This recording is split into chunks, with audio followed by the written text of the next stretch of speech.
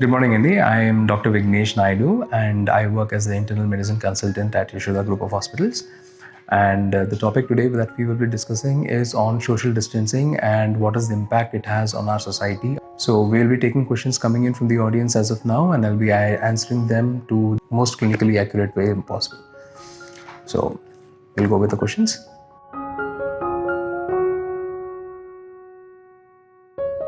Social distancing is nothing but us maintaining a physical distance from people outside our own homes. So the normal criterion of what we suggest is maintain a minimum feet of 6 feet from the other person near to you. This does not apply to people inside your own home. It's for people who are outside your home.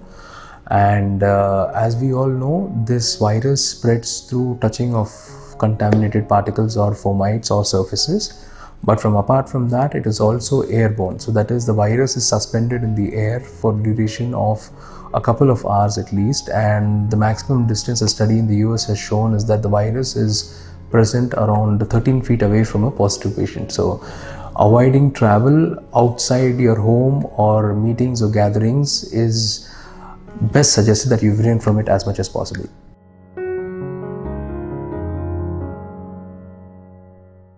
Traveling outside would really not be suggestible under any scenario. If it is an absolute emergency or if you need to go for groceries or drugs, I would suggest you first exercise the option of it being delivered to you at your doorstep.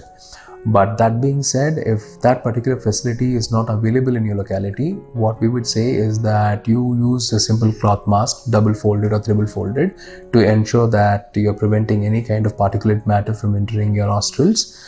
Keep your mouth and nostrils closed at all points of time. Ensure that you're cleaning your hands with sanitizers as and when you're visiting a place, especially a supermarket, a grocery, or a pharmacy. Ensure that you're maintaining a minimum of 6 feet away from the counter or from people who are there. Avoid touching particles or items on the counters which are most commonly touched by people, like the tabletops or the trolleys or trays, and ensure your hands are clean thoroughly. And if you fall under the high risk category of people over the age of 60, or you're diabetic or a hypertensive, we would rather suggest that you use somebody younger to do this for you, apart from you visiting out yourself. And it is always better that one person of the family visits out routinely for all these chores rather than sending out all different members of your family at different points of time.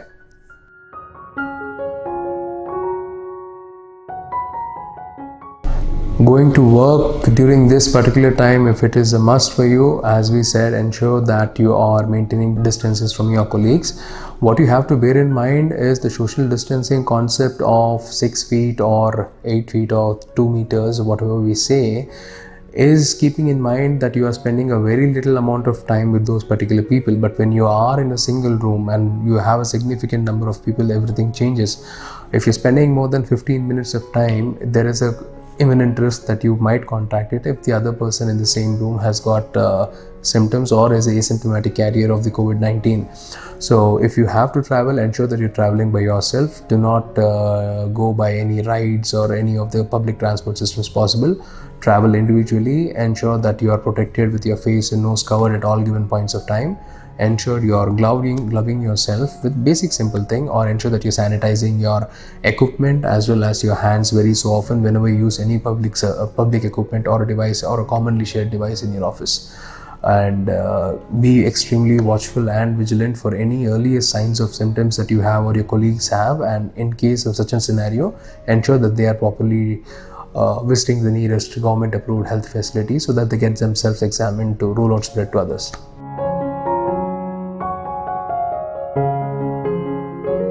Grocery shopping, like we discussed, it would be better if you can have one of the e-commerce sites deliver at your doorstep, where many of these sites are now following contactless or absolutely hygiene followed precautionary protocol.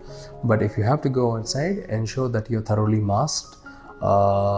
Ensure that you're covering your hair with a cap if possible. Ensure your hands are gloved, and in case you don't have an access to a glove, ensure that you're washing your hands thoroughly before and after you visit. If you do have hand sanitizers, preferably alcohol based ones, ensure you're just scrubbing yourself thoroughly into your fingers, between your nail beds as well as your arms, and possibly even the forearms. And avoid touching any commonly used items such as carts or trays or tabletop counters or billing counters at any of the places that you're visiting.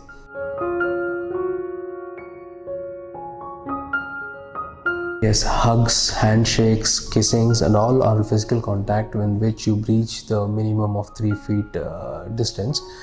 The important thing here, we avoid all those things, is most such people who are asymptomatic are not necessarily disease free. People with diseases of the COVID-19 have known to be asymptomatic.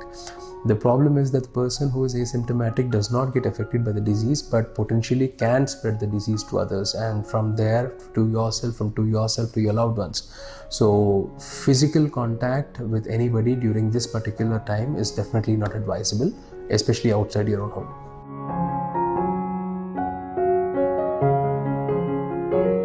One, feeling healthy is got nothing to do with the COVID-19 scenario. There is a significant percentage of people who feel absolutely healthy, but on routine testing or random testing have found to be COVID-19 positive. And latest studies are coming in that this asymptomatic population is one of the prime reasons for the spread of COVID-19 also. So even though we feel we are healthy, it is up to us as a society, as every individual, to exercise restraint and ensure that we slow down the progress or prevent the progress or spread of this particular disease in our homes, in our communities, our localities, and our nation per se. So stepping outside the home or venturing outside the home to while away time is definitely a no-no during this period of time.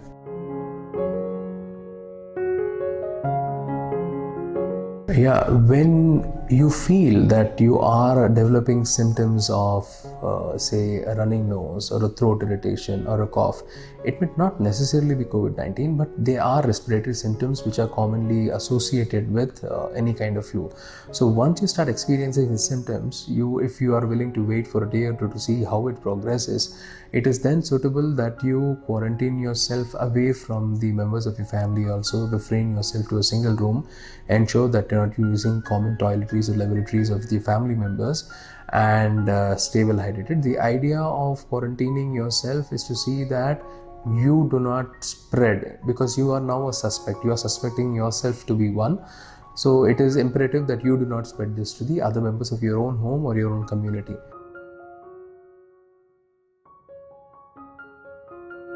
The difference between isolation and quarantine is that when you suspect that you have respiratory symptoms, or you suspect that you have features suggestive of the COVID-19 or any other respiratory illness per se, at this point of time, you are going into a self-quarantine. That means you are refraining your physical contacts even in your own home and in your locality per se, to see that you do not spread this particular disease or the virus to the others. Whereas isolation, that is basically the quarantine is when you suspect yourself to have a particular infective disease. But when you come to isolation, it is known that you have a particular disease, and the process of isolation is separating an unhealthy individual or a person with an illness from the healthy population per se. So isolation is a confirmed case, is normally done in confirmed cases, and quarantine is normally done for suspected patients of the infectious disorder which is spreading at this point of time. So guys, thank you. Hope you are practicing the social distancing very seriously. Our government is making all the efforts required to ensure that we tide over this particular troubling times.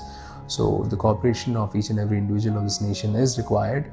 Take social distancing very seriously in your locality, in your community, and ensure that we do our best in preventing this disease from spreading further. Thanks a lot.